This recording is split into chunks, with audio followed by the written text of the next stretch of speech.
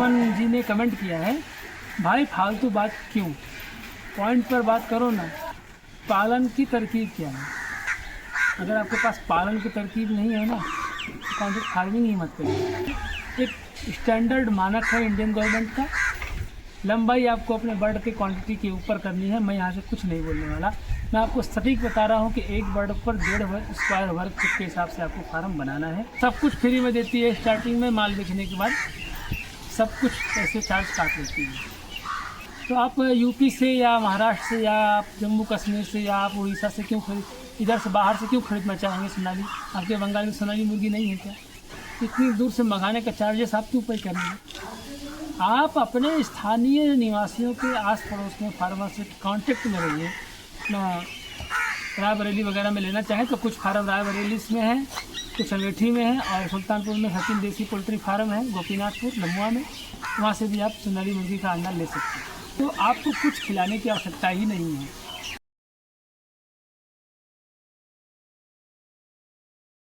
नमस्कार किसान साथियों, आप देख रहे हैं कृषि संसार यूट्यूब चैनल। मैं हूं आदर्श। और इंटरेस्टिंग बात यह है कि कुछ लोगों को कमेंट मैंने पढ़ा और मुझे अच्छा लगा, तो मुझे लगता है कि उनके सवालों का जवाब देना चाहिए। तो मैं उन्हीं सवालों के जवाब लेकर के उपस्थित हुआ हूँ। सबसे पहले आप लोगों के सवालों का जवाब ही देता हूँ। तो एक वीडियो थी, how to start integration poultry farming with IV group. हम आईवी ग्रुप के साथ इंटीग्रेशन फार्मिंग कैसे चालू कर सकते हैं, जो लोग कॉन्ट्रैक्ट फार्मिंग चालू करते हैं। कंप्लीट इन्फॉर्मेशन मैंने उसमें बोल के टाइटल लगाया। तो अमन जी ने कमेंट किया है, भाई फालतू बात क्यों, पॉइंट पर बात करो ना। पहले सवाल होना चाहिए कि क्या आईवी ग्रुप सेट समेत यानी खर्च देगी या नहीं। दूसरा सवाल, आईवी ग्रुप से फ्री में क्या क्या मिलता है। तीसरा सवाल, कितना बड़ा ज़मीन मांगता है। सेट की लंबाई चौड़ाई क्या मांगता है। चौथा, पालन की तरकीब क्या है। देखो, पालन की तरकीब, चौथा सवाल का पहले जवाब देना चाहूँगा। अगर आपके पास पालन की तरकीब नहीं है ना तो कॉन्ट्रैक्ट फार्मिंग ही मत करिए। उनके सुपरवाइज़र आते हैं और आपको बच्चा चूजा सब फ्री देते हैं। सब आम तौर पे सब किसान को मालूम है कि कंपनी चूजा देती है, कंपनी फीड देती है, कंपनी दवाइयाँ कुछ प्रोवाइड कराती है, कुछ हमें लगाना पड़ता है। उनका वर्कर यानी उनके सुपरवाइजर्स फार्म पे आके विजिट करते हैं और दिशा निर्देश देते हैं कि हमें फार्म को कैसे चलाना है। अब आते हैं तीसरे सवाल पर, कितना बड़ा ज़मीन मांगता है, सेट का लंबाई और चौड़ाई क्या मांगता है। आईवी ग्रुप कोई सेट की लंबाई चौड़ाई नहीं मांगता है। एक स्टैंडर्ड मानक है इंडियन गवर्नमेंट का कि सेट की चौड़ाई 25 से 20 फुट से 25 फुट से अधिक नहीं होनी चाहिए। और लंबाई आप कितनी भी रख सकते हैं, आपके बर्ड के क्वांटिटी के ऊपर डिपेंड करता है। 1000 का है तो कितना बड़ा रखेंगे, 5000 का है तो कितना बड़ा रखेंगे। 1.5 स्क्वायर फीट एक बर्ड के पीछे के हिसाब से फार्म बनाना है, जिसकी चौड़ाई आपको मालूम है 20 या 25। लंबाई आपको अपने बर्ड के क्वांटिटी के ऊपर करनी है। मैं यहाँ से कुछ नहीं बोलने वाला, मैं आपको सटीक बता रहा हूँ कि एक बर्ड पर 1.5 स्क्वायर वर्ग फुट के हिसाब से आपको फार्म बनाना है। फार्म बनाने के बाद फार्म के अंदर 1.5 स्क्वायर फुट का वर्ग स्पेस एक मुर्गी को मिलना चाहिए। अच्छा, अब दूसरा सवाल, आईवी ग्रुप से फ्री में क्या क्या मिलता है। तो आईवी ग्रुप से फ्री में कुछ नहीं मिलता है। आपको चूजा देते हैं, उसका भी पैसा काटते हैं। आपको फीड देते हैं, उसका भी पैसा काटते हैं। आपको सुपरवाइज़र देते हैं, उसका मेंटेनेंस 3% काटते हैं। जब सब कटौती बाद में काटते ही हैं तो मैं फ्री कैसे पूछ लूँ उनसे क्या मिलता है। और सब कुछ फ्री का मिलता है। सब कुछ फ्री का मतलब जेब से कुछ लगाना नहीं है। चूजा देंगे, फीड देंगे, मैनेजमेंट के लिए सुपरवाइज़र दे रहे हैं। बर्ड तैयार होती है, तैयार होने के बाद माल बेचने के बाद वो अपना चार्जेस काटते हैं। यानी सब कुछ फ्री में देते हैं और सब कुछ फ्री में नहीं देते हैं। दूसरे सवाल का जवाब हो गया नहीं। मुझे लगता है अमन जी आप संतुष्ट होंगे। अब आते हैं आपके पहले सवाल पर, भाई फालतू बात क्यों। देखो, फालतू की कोई बात नहीं है। आगे सामने वाला हमें बताना क्या चाहता है, ये भी मैटर करता है कि हम पूछें क्या। हमेशा आप किसी से कुछ पूछने जाते हैं ना, तो ज़रूरी नहीं कि आप अपने मन की बात को स्पष्ट रूप से पूछ पाएँ। लोग के अंदर से कहना क्या चाहता है, वो उसके ऊपर सवाल डिपेंड करते हैं। सवाल तो पूछने को मैं भी अच्छे से पूछता हूँ और बताने वाले भी बताते हैं। बहुत लोगों को फ़ायदा होता है, समझ में भी होता है। हाँ, मैं मानता हूँ कि मुझ में कुछ कमियाँ रही, जो मैंने अभी आपके क्वेश्चन का जवाब दिया। ये सवाल मुझे उसी वीडियो में कर देना चाहिए था। मुझे या तो फिर टाइटल में कंप्लीट इन्फॉर्मेशन नहीं लिखना चाहिए था। तो पॉइंट पे आ जाते हैं। पहला सवाल होना चाहिए कि क्या आईडी ग्रुप सेट समेत एनी खर्च देगी या नहीं। तो उनका जब एग्रीमेंट होता है ना, तो उन एग्रीमेंट में पहले यही लिखा रहता है कि सेट आपको बना के देना है। तो सेट फार्मर का रहता है, सेट का खर्चा फार्मर का रहता है, मेंटेनेंस फार्मर का रहता है, सब कुछ फ्री में देती है। स्टार्टिंग में माल बेचने के बाद सब कुछ पैसे चार्ज काट लेती है।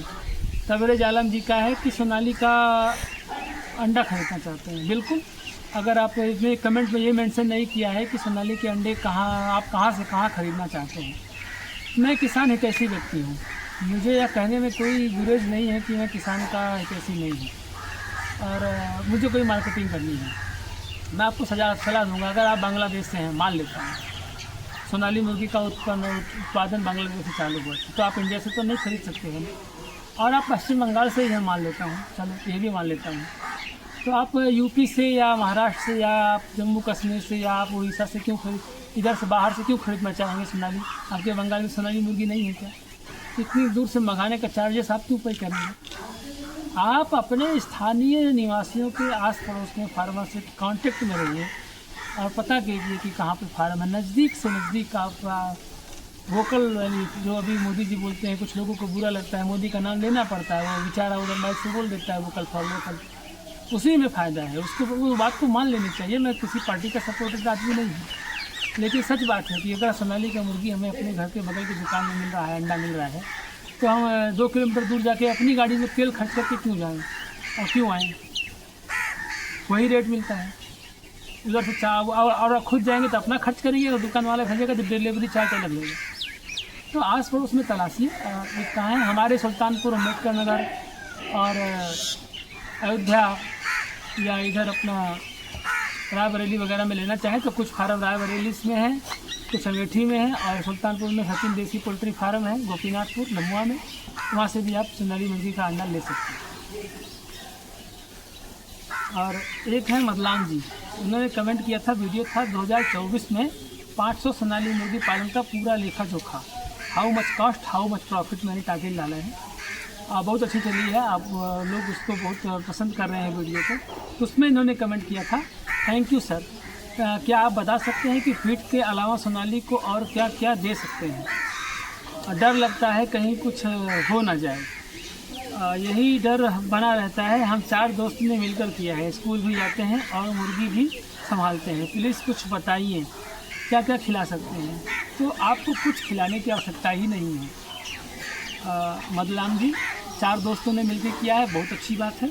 खिलाने का मतलब जैसे सहजन जानते हैं, सहजन का पत्ता खिला दीजिए, उसमें आपने कुछ केमिकल नहीं डाला, कोई नुकसान नहीं होगा।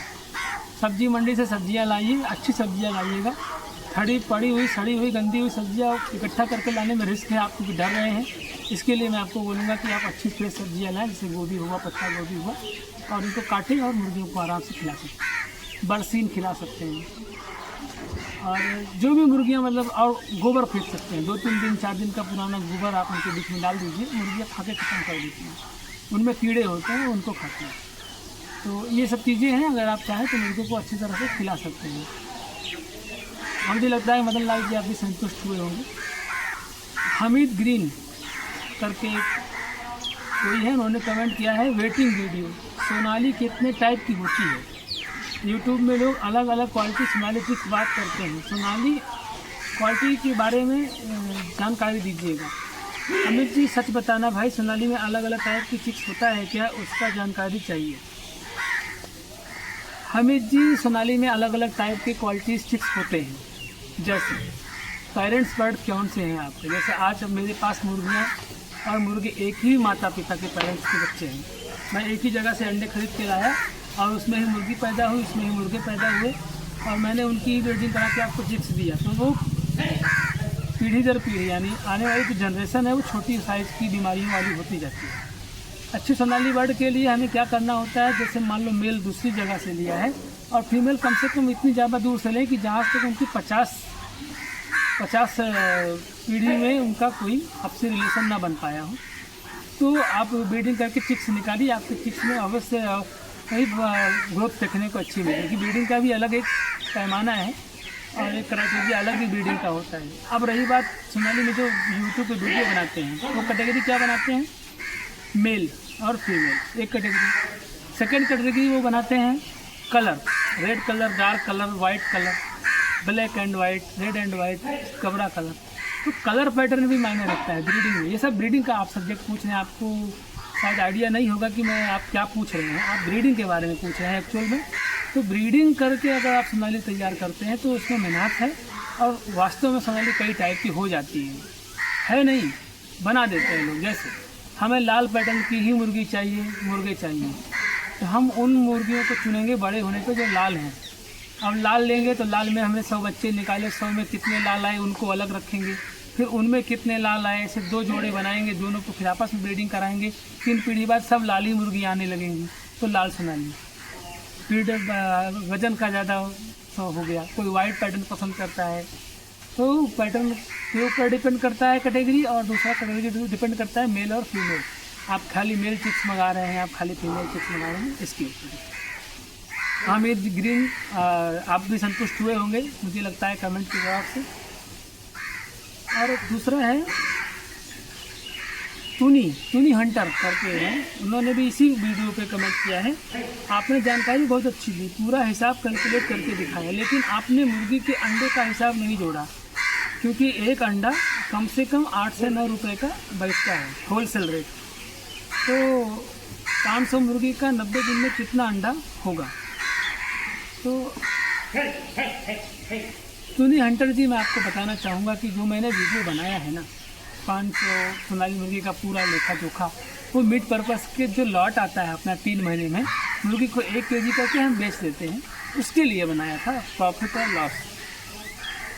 और फीड बचाने की बात मैंने उसमें कही थी, और बहुत सारे ठगी के शिकार होते हैं, सावधान रहने की बात कही थी। अब रही बात अंडे की, तो उसके लिए बचपन से ही मुर्गियों को ग्रोवर आप लोग खिलाते हैं, उसका लेयर फीड खिलाना पड़ता है, सॉरी। तो लेयर फीड पे ही मुर्गियों को तैयार करना पड़ता है, और लेयर फीड पे खा करके वो बड़ी होती हैं। 4 महीने खिलाते हैं, 5वें महीने से इक्का दुक्का अंडा आना चालू होता है।